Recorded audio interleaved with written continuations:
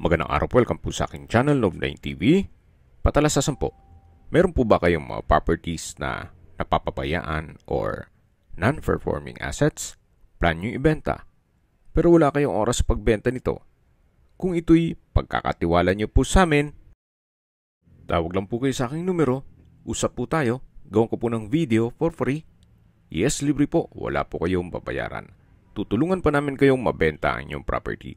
Kami na po bala sa marketing, sa boosting or paid ads.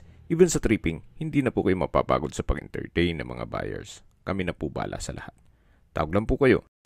Nandito po tayo ngayon sa Alfonso, Cavite kung saan meron po tayong bagong video presentation. Isang 2-story house na may lot area na 166 square meters. May floor area po ito na 260 square meters.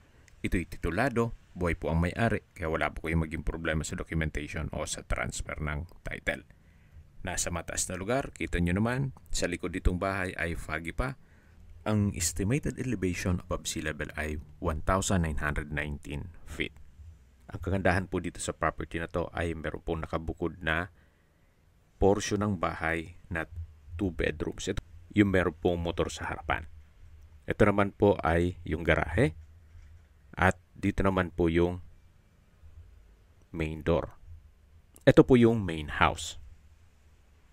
At mula po dito matatanong natin yung receiving area. At dito naman po yung open below na kung saan dyan po yung living area o salas, dining area at yung formal kitchen. Dito po sa taas ay meron pong covered na balkonahe at yung master bedroom na may sariling toilet and bath at walk-in closet. Halos hindi naman po ito natirhan ni owner gawa ng madalas nasa Amerika po sila. Kaya ang reason for selling, property liquidation. Yan po may chandelier at dito naman po sa baba yung tinutukoy ko na open below na kung saan yan po yung living area o salas. Sa mga furnishings, siguro po kung maibigan nyo, pag-usapan nyo na lang ni owner. Pero yung mga personal stuff ay hindi po kasama. Ito po yung tinutukoy ko na covered na balkonahe na kung saan meron po yung overlooking view. Hindi lang natin ma-check ngayon gawa ng umulan. Pero maganda naman po ang tanawin yan. Yan po ulit yung receiving area. Sa dulo yung main door. At ito na po yung tinutukoy ko na master bedroom. Naka-solid wood door. Malaki naman ang espasyo. Meron pong sliding glass window with security grill. Naka-tile flooring. Maayos naman po ang pintura ng ceiling at wall. At ito naman po yung tinutukoy ko na toilet and bath. Kompleto rin po ang bathroom fixtures, kaya nitong hot shower set, water closet with bidet, bathroom countertop, vanity mirror, bathroom cabinet, hand wash basin, at ito po yung walk-in closet. Na hanggang ngayon, may mga gamit pa si owner. Ito po yung toilet and bath dito sa master bedroom. Tunghayan nyo po ulit. Malaki naman po ang espasyo. At meron din pong sliding glass window na may overlooking view. Labas na po tayo. At balik po tayo dito sa may receiving area. Malaki naman ang espasyo nito. Ito po palang property ay in between ng dalawang alley o daan. Kaya corner lot din po ito. Ito po yung railing. At ito naman yung hagdan. Pababa po tayo. Ito pong hagdan ay naka-concrete staircase. Matatanong natin yung dining area at formal kitchen. Samahan niyo po ako. Baba po tayo. Ito pong staircase wall ay maayos naman. Wala pong crack itong wall o structure. At nandito na po tayo sa lower ground nitong bahay. Yan po yung dining area at ito po yung living area. Open concept lang po ito, walang partitions, kaya maaliwalas. Ito po ay owner's built, kaya quality naman po ang pagka-construct nito.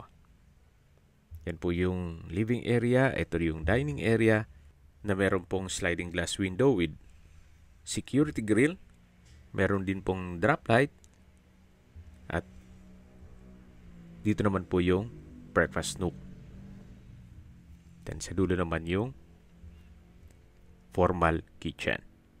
At yung natatanaw natin na pintuan niya naman po yung maid's room. Ito po yung formal kitchen.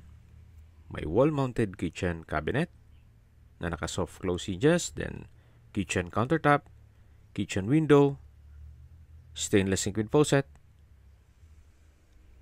At ito naman po yung common toilet and bath. Naka-PVC door. May bathroom countertop, vanity mirror, water closet with bidet. Meron din pong shower. At ito ay naka-tile bathroom wall.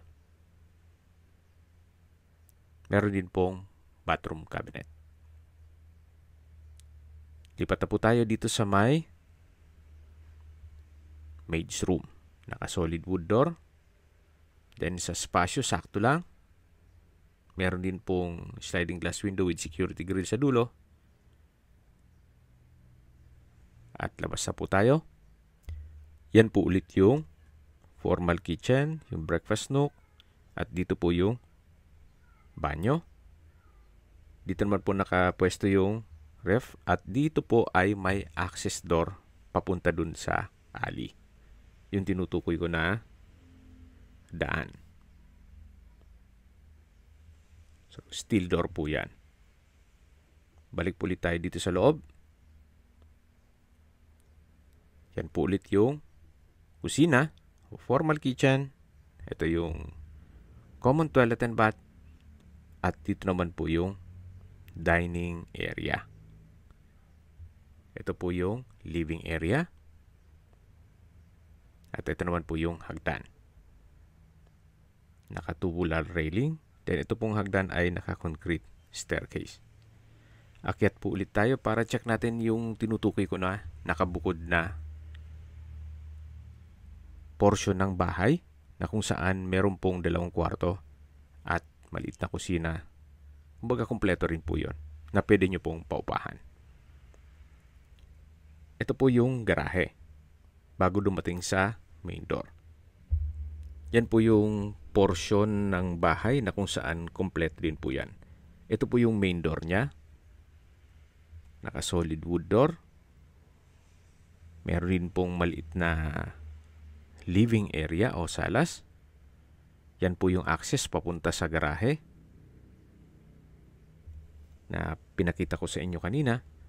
At dito naman po ay may kusina o kitchen countertop na may wall-mounted kitchen cabinet, stainless sink, at kitchen window. Ito po yung tinutukoy ko na pwede nyong paupahan.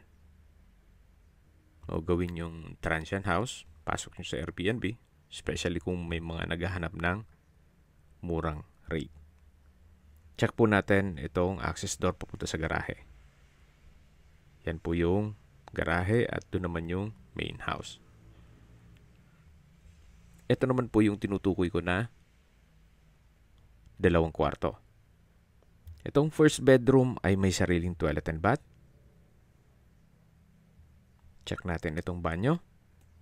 May bathroom countertop o hand wash basin, vanity mirror, hot shower set, naka-tile bathroom wall, at may water closet with bidet. Kompleto na rin po ito. Kung malaking pamilya po kayo, pwede na rin po ito. Dito po ay may 2 kwarto at 2 banyo.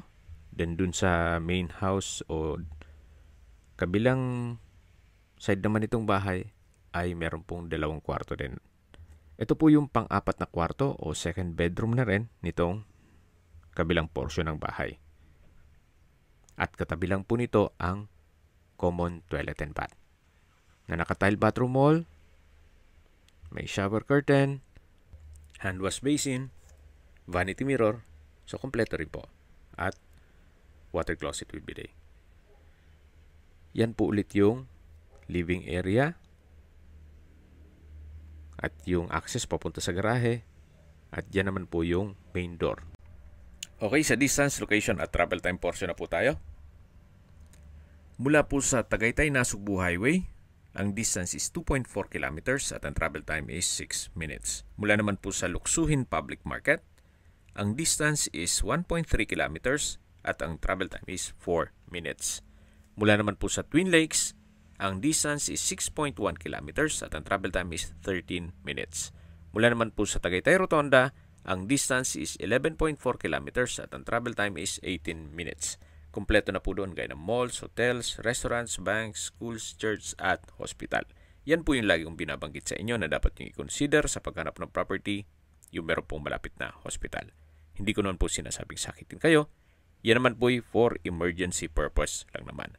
At mula naman po sa Manila o sa airport, ang distance is 69.9 kilometers at ang travel time is 2 hours and 10 minutes. Okay, sa presyo na po tayo. Nag-markdown price na po si owner. Mula po sa 6.9 million pesos down to 5.8 million pesos net.